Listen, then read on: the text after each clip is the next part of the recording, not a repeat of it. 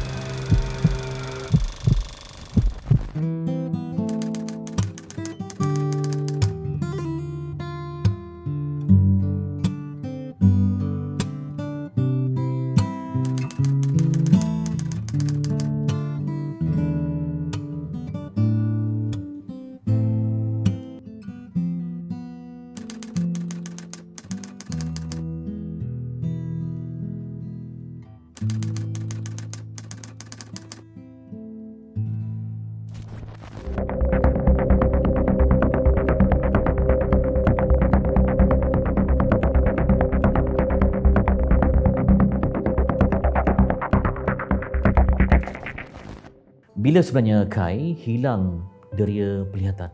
Sejak 2010. 2010. Maksudnya ketika remaja Ya, betul. Okey, macam mana ia boleh berlaku sebenarnya? Actually masa tu saya accident masa di sekolah. Saya mata sebelah kanan pecah kena bola rugby. Jadi masa tu kesalahan sendiri ke ataupun daripada kawan-kawan? Actually waktu tu saya tengah main rugby dengan kawan-kawan. Saya tak perasan kawan daripada tepi tu dia pas bola rugby tu and saya tak perasan bola tu hentam terus biji mata saya waktu tu. Jadi sebelum ni memang Kai memang betul-betul dapat melihat normal? Ya, sebelum ni saya normal. Saya lahir normal dan waktu tu just saya cuma rabun pakai spek je lah. Okey. Jadi ketika berlakunya insiden berkenaan, adakah hilang penglihatan secara beransur-ansur atau bagaimana? Waktu tu dah lepas je daripada kejadian tu, saya terus pergi hospital, check dengan doktor. And then mata sebelah kanan tu doktor kata dah rosak sepenuhnya lah. And mata sebelah kiri doktor diagnose saya ada penyakit glaukoma. Okey, sekarang ini keadaan mata macam mana? Dapat melihat sedikit sangat? Lepas daripada operation tu saya masih boleh melihat. And then dia gradually dia makin lama makin slowly sampai sekarang saya terus tak dapat melihat langsung. Langsung? Yes. Ya, jadi macam mana hidup anda berubah 360 selepas diuji dengan penglihatan ini, Kai? Waktu masa mula-mula perasaan tu ialah saya dilahirkan dalam keadaan normal. Saya boleh buat macam-macam. Dan saya sangat-sangat aktif dulu masa dekat sekolah. Saya waktu tu depressed lah dalam masa setahun. Setahun saya depressed, tiap-tiap malam saya menangis. Waktu habis SPM saya dapat sambung belajar. Saya dapat sambung masuk UiTM. And then saya ditakdirkan untuk tak dapat melihat sepenuhnya. And saya tak dapat nak habiskan study saya. Kai ambil SPM lah, keadaan macam mana? Agak susah waktu tu sebab masa tu saya cuma hanya ada sebelah mata je. And saya nak baca buku pun saya terpaksa guna kanta. And waktu tu saya paksa diri untuk saya ambil SPM. Jadi keputusannya agak baik waktu itu? Alhamdulillah dengan izin Allah takdirkan saya dapat 6A dalam SPM. Dan saya dapat sambung belajar. Dan masa sambung belajar itulah masa tu mata saya makin lama makin teruk. Jadi kalau dapat Kai ceritakan ketika berlakunya depresi akibat masalah ini, apa yang Kai alami? Menangis kemudian, ada tak macam tersalahkan takdir Kai macam mana? Masa tu saya dah pergi hospital swasta untuk operate mata. Tapi akhirnya bila Tuhan takdirkan saya tak berjaya, walaupun dah pergi hospital pakar yang betul-betul pakar, saya salahkan takdir. Saya masa tu memang agak depressed, tiap-tiap malam saya menangis. Terkenangkan nasib saya waktu tu.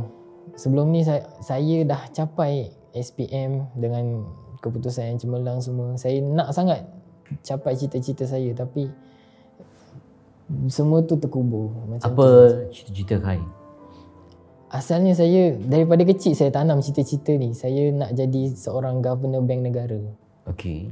Ya, so saya pilih untuk jadi seorang governor bank negara dan saya sambung belajar pun di UiTM. Saya ambil bidang Science Actuary, memang ke arah banking semua.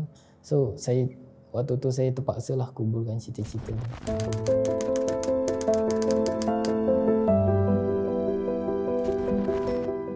Untuk pakai kemurungan dia agak lama sebab dia rasa dia adalah insan hebat pada awalnya lah. Dia boleh buat apa yang dia nak. So dia boleh buat itu, dia boleh buat ini. Dia adalah best student kat sekolah. Tapi bila dia dalam keadaan macam ni, dia tak mau keluar rumah, dia sedih. Dia tanya saya kenapa dia jadi macam tu, apa salah dia, apa silap dia. So saya sebagai ibu dan sentiasa bagi semangat kat dia lah, motivasi kat dia.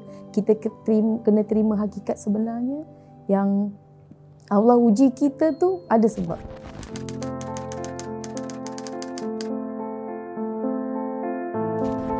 Selalu saya akan bagi dia semangat. Hidup ni bukan untuk hari ni. Hidup ni kita kena lalui dan kita akan teruskan sehingga mana Tuhan akan ambil nyawa kita. So kita tak boleh berdiam diri dan kita kena seperti orang normal. Walaupun dia blind, saya selalu ingatkan dia, orang cacat ni bukan tak boleh berjaya. So saya selalu bagi nasihat dekat dia, kegagalan hari ini bukan bermakna kegagalan untuk selama-lamanya. So kita kena bangkit, kita kena motivate diri kita untuk kita berjaya macam orang luar, macam orang biasa. Bukan bermakna dia blind, dia kena duduk rumah, dia kena murung, tak ada. Orang lain blind pun ada yang berjaya. Saya selalu nasihat kat dia macam tu lah.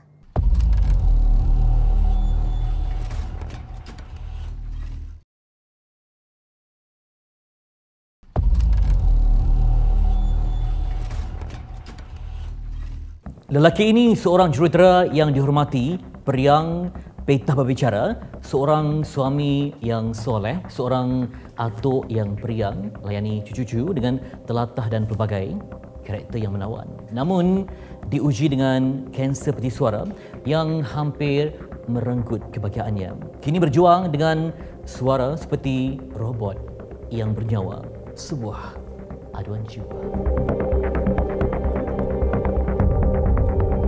Bagaimana Cik Kamarudin mula mengesan masalah berlaku dalam kehidupan? Mungkin ada petanda ataupun yang dirasakan di bahagian tekak ataupun bahagian abdomen yang lain sehingga sukar untuk bercakap? Dia bermula dengan suara terang-terang. Bila suara terang, ingat dari biasa saja. Tapi dia prolong. Dia selama 2 minggu dia suara terang. Tapi dia jumpa doktor. Masa dia mula-mula tak ada suara tu, sebab berbulan-bulan, makin lama makin hilang, makin lama-lama bunyi macam whisper je, macam bisik-bisik je suara dia. Saya dah risau dah, saya rasa ni macam tak normal lah memang. Tapi tak ada lagi apa-apa. Ada lagi tegang, tak ada. Tak ada. Pernah tak rasa macam terduduk ya, sebab anda seorang engineer yang aktif kan, seorang atuk yang memang layan cucu, mengajar semua dan hilang keupayaan untuk betul-betul secara normal. Yalah saya punya kerja, saya punya nature kerja ni ada mencuaran. Jadi dalam mencuaran ni kalau suara tak keluar, saya macam Tak boleh communicate lah. masalah communication lah. Tapi oleh bagaimanapun suara saya betul-betul terak. So pada masa tu, doktor lagi nak tengok balik. Tengok balik rupanya saya punya baju suara tu dah bertarang dah bawah tu. Saya kanser tu juga. Ketika doktor sahkan itu kanser, apa perasaan Cik Kamarudin? Saya saya nampak dia risau. Saya nampak dia risau, saya pun risau. Kita semua memang susah sikit nak terima lah yang dia mengidap kanser, sebab kanser ni kita tahulah bahaya kan. Jadi bila doktor tu dah diagnose kanser dia juga, dia punya solution dia kena buang. Itu tadi trauma lah bagi saya. Buang peti suara. Buang peti suara mana kita tak boleh ganggam. Kalau doktor walaupun dia tak boleh ganggam, tapi ada bantuan-bantuan, ala-ala bantuan yang boleh membuat kita ganggam. Bila buat operation tu, bila dibuang peti suara, kita punya pernafasan dia bypass. So dia ada trauma dengan dia bernafas, dia trauma dengan bawah ni Ada lubang. ada lubang. Jadi hidung saya dah tak berfungsi. Jadi dia tak ada dia bau dan sekarang tapi dia ada lagi. Maksudnya isteri betul-betul main peranan ya untuk memulihkan semangat. Saya bersyukurlah, alhamdulillah, bila sekarang ni walaupun dia kira cancer survivor, dia dah tak ada peti suara, tapi dia boleh bercakap. Dia masih boleh berkomunikasi. Cuma kadang-kadang ada limitation lah kan, ada had dia bila guna alat ni. Kadang-kadang kita tak dengar betul-betul jelas. Jadi macam kalau dia cakap laju sangat, memang saya tak dengar. Saya kena tanya ulang-ulang. Kadang dia cakap lain, saya dengar lain. Kadang-kadang kita rindu jugalah suara dia yang asal dulu, yang melodi dia kan. Sekarang dah tak ada lah. Jadi kita macam terimalah. Kita memang terimalah. Saya anggap dia macam normal. Saya anggap dia macam biasa. Maksudnya kita tak ada anggap dia macam ada kekurangan. Jadi kita boleh joke dengan dia, kita boleh gaduh dengan dia macam biasa. Haji Kamdin ni memang dia sangat-sangat sayang cucu dia. Jadi dia kalau cucu dia ada keliling dia tu, dia memang bahagialah.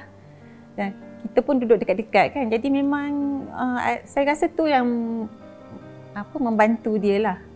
Yang memberi dia membakar semangat untuk hidup. Dan cucu dia pun kalau yang dah sekolah kan, kalau tak faham apa-apa matematik ke sains ke, dia cepat je lah duduk sama-sama. Nanti dia akan ajar, tuitionkan cucu dia. Tu yang rasa semangat dia naik lah. Kehidupan sekarang masih bahagia kerana mungkin ada orang sekeliling yang baik. Bahagia memberi semangat saya untuk meneruskan kelangsungan hidup lah. Saya tak boleh teruskan dalam keadaan depression ataupun murung.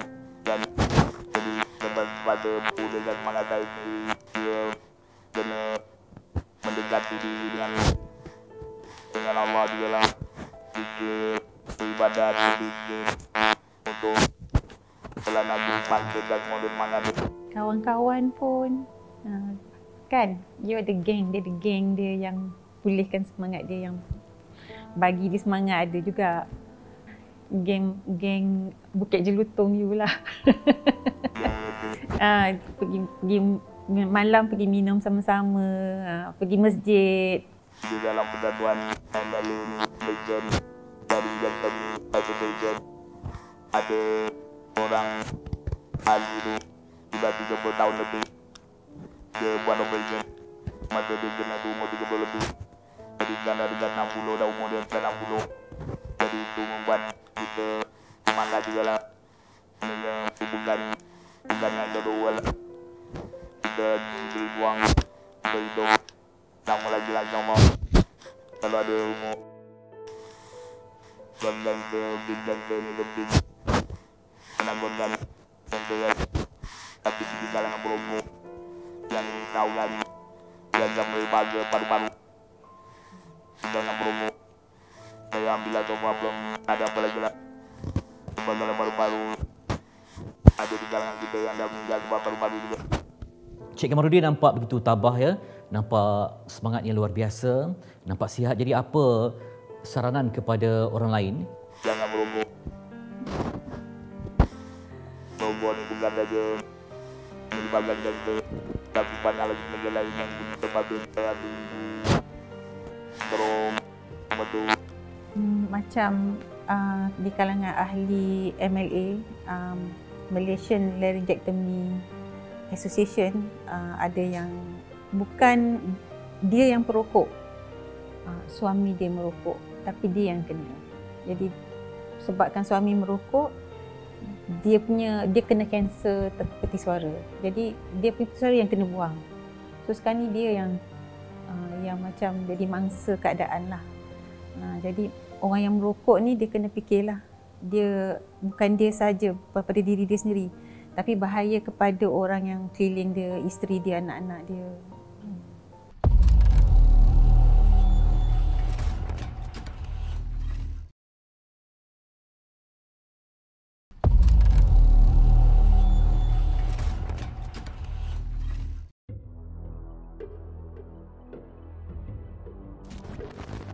Okey, pertama sekali untuk sesiapa yang diuji, pertama sekali dia tak boleh terus positif, dia tak boleh terus redha. Itu benda yang memang susah lah untuk setiap manusia lalui. Pertama sekali kita kena layan lah. Layan perasaan diuji tu. Kena terima perasaan tu. Maksudnya hari ni kita nak bersedih ke, kita nak menangis ke, kita nak rasa marah ke, duka cita, itu adalah lumrah seorang manusia. Perasaan tu memang wujud dalam diri kita. Kalau hari ni kita tak sedih, tipulah. Kalau hari ni kita tak marah, kita tak rasa kecewa, itu benda yang memang robot lah. Tapi hari ni macam saya sendiri, memang saya layan perasaan tu dulu. Tapi kita jangan ambil masa terlalu lama. Kita kalau nak menangis, kalau nak sedih, kalau nak apa, buat dulu. And then kita cari support system.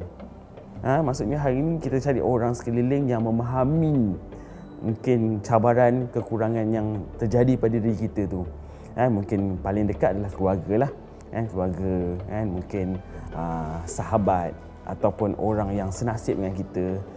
Support tu yang memberi semangat kepada kita, yang memberi motivasi kepada kita, yang mungkin faham perasaan kita. Of course ada orang yang lari daripada kita. Ada orang yang tak boleh terima, ada orang yang macam mungkin menjauhi daripada kita. Tapi benda tu kita tolak ke tepi. Kita kena fikir orang-orang yang support kita. Dan seterusnya kita proses untuk kita belajar menerima apa yang telah terjadi kepada kita. Macam saya hari ini, untuk saya menerima kekurangan diri saya ini bukan dalam masa 1 hari ataupun seminggu, bukan sebulan, tapi panjang. Start pada umur saya 5 tahun ketika saya mula dihantar ke sekolah OKU. Dekat situlah sebenarnya titik permulaan perubahan hidup saya, yang mana baru saya sedar kekurangan diri saya ini adalah kekurangan yang biasa. Ramai lagi kawan-kawan saya yang mungkin lagi susah, lagi daif daripada saya. Dekat situlah timbulnya rasa syukur dan timbulnya rasa redha bahawa mungkin kekurangan kita ni adalah kekurangan yang biasa. Ramai lagi orang yang lagi susah pada kita. Dekat situlah saya mula belajar proses pembinaan jati diri tu. Bagi ruang dan peluang untuk diri sendiri untuk menerima kekurangan diri, menerima cabaran diri, dan seterusnya proses untuk mencukil bakat ataupun apa yang ada dalam diri sendiri itu untuk berubah.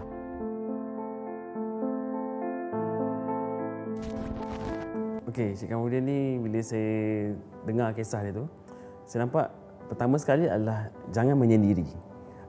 Bila terjadi sesuatu pada kita ni, kita jangan menyendirilah. Jangan kita duduk rumah murung menangisi kekurangan kita.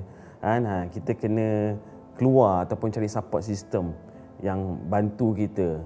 Macam saya cakap tadi, family lah, keluarga, mungkin pasangan kita, mungkin anak kita kan, mungkin siapa saja yang boleh memberi semangat pada kita. Itu yang pertama. Yang kedua adalah cari misi baru, misi dan visi baru lah, impian baru mungkin kan, mengajar, tuition, ataupun mungkin sebab hari ini kita terjadi sesuatu pada kita, kekurangan yang terjadi pada kita tu, kita nak buat sesuatu yang lebih besar untuk menjadi satu pembakar semangat, bukan setakat untuk diri sendiri, untuk orang luar. Macam saya sendiri, kenapa hari ini saya betul-betul nak berjaya? Sebab hari ini bukan setakat untuk saya nak support ataupun nak bantu diri saya, malahan saya nak menjadi bukti bahawasanya kekurangan diri bukan menjadi sebab kita hari ini gagal dan tidak boleh berjaya. Jadi misi itu sangat kuat. Bila misi kita, impian kita sangat kuat, insya-Allah kita tak fikir dah pasal kekurangan diri kita. Benda-benda macam ni lah kita kena mungkin refresh balik. Kita kena fikir balik apa tujuan hidup kita selepas apa yang terjadi pada kita. Itu penting. Yang ketiga adalah enjoy the journey lah. Kan enjoy kan. Kita kena macam yalah, benda dah berlaku, dah berlalu kan, kita just go ahead and kita kena keep on moving forward dan kita enjoy apa yang kita lalui di masa akan datang, insya-Allah.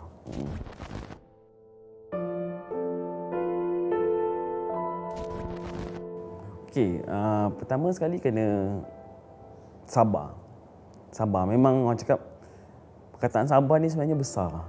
Besar maksudnya. Kadang orang yang diuji ni bila kita cakap sabar, kadang kita pula cakap macam bolehlah cakap sebab kita tak melaluinya, betul tak? Orang yang melaluinya susah untuk menerima perkataan. Tapi bila kita bersabar, insya-Allah. Bila kita bersabar, bila kita tabah dan kita kena balik-balik kepada pencipta kita, Allah Subhanahu Wa Taala, yang mana setiap ujian yang diturunkan kepada manusia, kepada kita, ujian yang mungkin memang kita boleh terima.